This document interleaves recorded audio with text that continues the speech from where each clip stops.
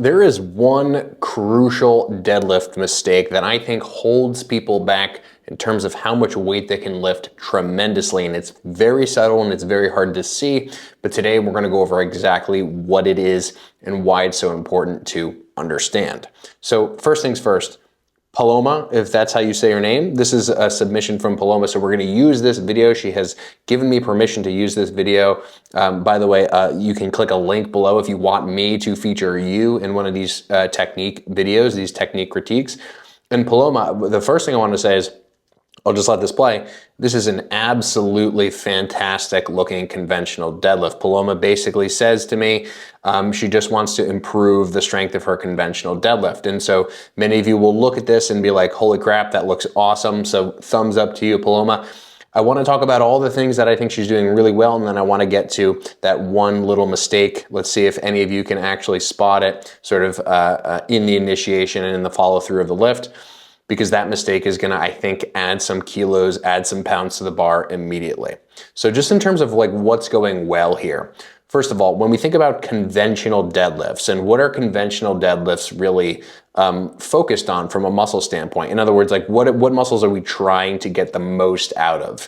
Well, the conventional deadlift, because the feet are narrow, close together, relatively speaking, the narrow stance is going to create a strong glute max bias, right? And glute max specifically, is probably our strongest hip extension muscle. It might be the strongest, highest torque producing muscle in the body. So that's what we want to leverage. And I want to point to really what Paloma is doing super, super well here. By the way, Paloma, I hope I'm pronouncing your name correctly. Forgive my American accent. So the way that we get the most out of the glute max, right, basically is by fully bending the hip, right? So Paloma's got this on lock, the hip is fully flexed. But the key thing to note here about the glute max and its ability to contribute to the deadlift is that its entire ability to essentially transfer force from this femur downward into the floor is predicated, is based on, is dependent on us maintaining this spine position. So a lot of times people will start in this sort of rigid spine position, and then immediately as the bar starts to come off the floor, what's going to happen is everything here starts to round over like a fishing pole. That's an exaggeration, obviously. But the reason that spine rounding in a conventional deadlift is not ideal isn't because it's like dangerous or anything like that. Right? That whole thing is a myth to some extent.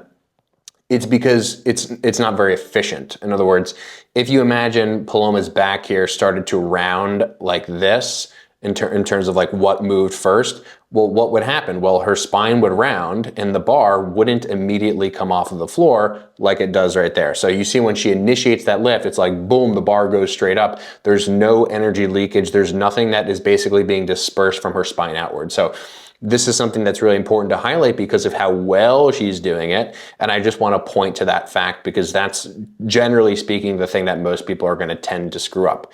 Now, what I might also say is if you are someone who starts with a little bit more of like a rounded spine position, that's totally fine actually, as long as you maintain that position, right? What we don't want to see is just a ton of motion of the spine in terms of like you trying to pick the bar up and then the spine moving a ton. Okay, what we want to see is you just pick a spine position, whether that's slightly rounded, whether that's more arch, whether that's kind of in what looks to be more neutral here.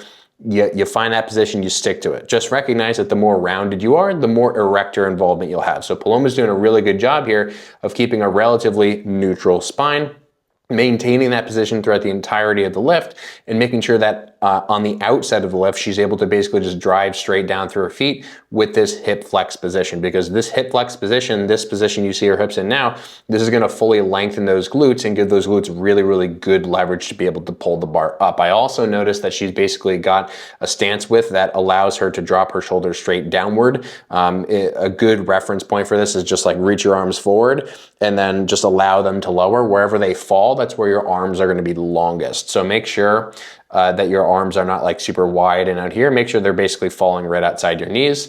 And the stance width, it's a little bit difficult to tell from this angle, but looks like the feet are basically straight forward, which I think is great. A slight toe out is maybe as much as I would turn the toes out in this context so that the knees can go forward and backward and so that we can leverage glute max.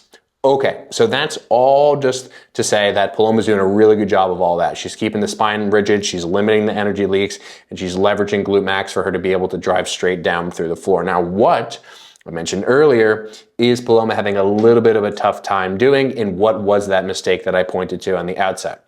Well, a key thing for many of you, and this will be a super practical takeaway, I think, is a lot of times people get really caught up in looking at everything up here, which is super, super important. But what a lot of people don't look at is what is happening over here and over here. Okay, so I'm going to play this now, and I want you all to notice what happens to the numbers on the plates, what happens basically right on the outside of the lift. And you still might have a little bit of a hard time seeing this, but just watch the plates. Ready? Okay, so did you see what happened?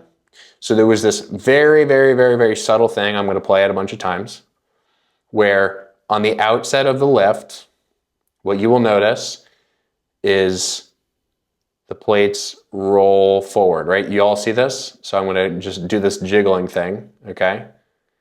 Where there is a split second, right, where the weight basically has to get kicked forward because Paloma is starting too far back on her heels.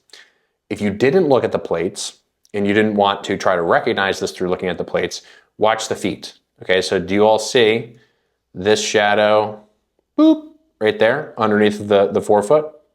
So what this basically tells me, and you'll see this as we go through it here, watch what happens as soon as she starts to press down through the floor, right? So you see the toes come down as the bar moves forward. So many of you might not think this is a big deal, but the heavier you lift, the stronger that you get, the more consequential these kinds of things become. And people argue this is nitpicking. Of course it's nitpicking. That's why you're watching a YouTube video about how to do a deadlift, right? That's what you're here for.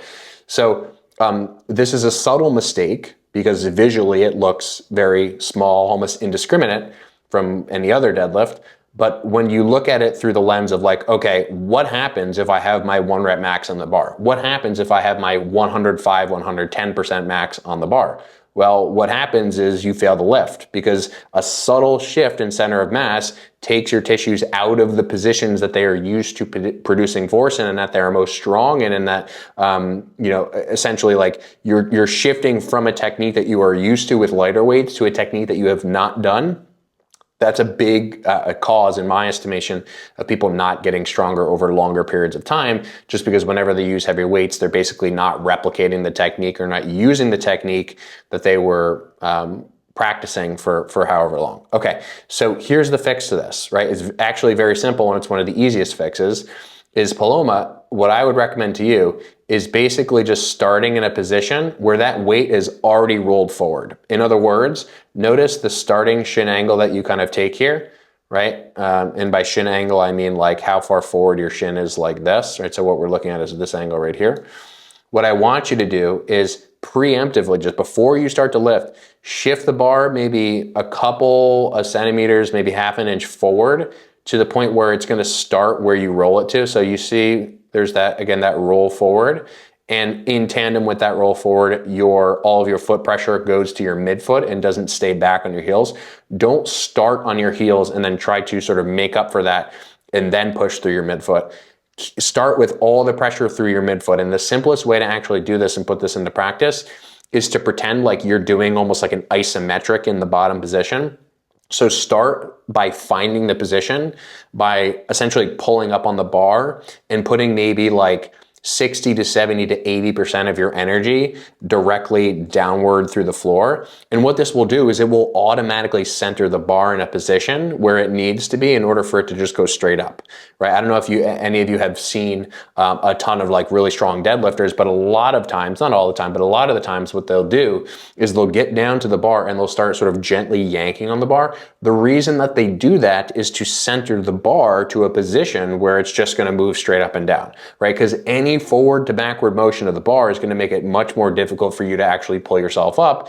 And I didn't even show this part of it earlier, but I want you all to see how sort of toe heavy Paloma ends up in the top, right? So now look at this little space underneath of her heel Whereas before, when she started, she was super heel heavy and her toes were kind of lifted up like that.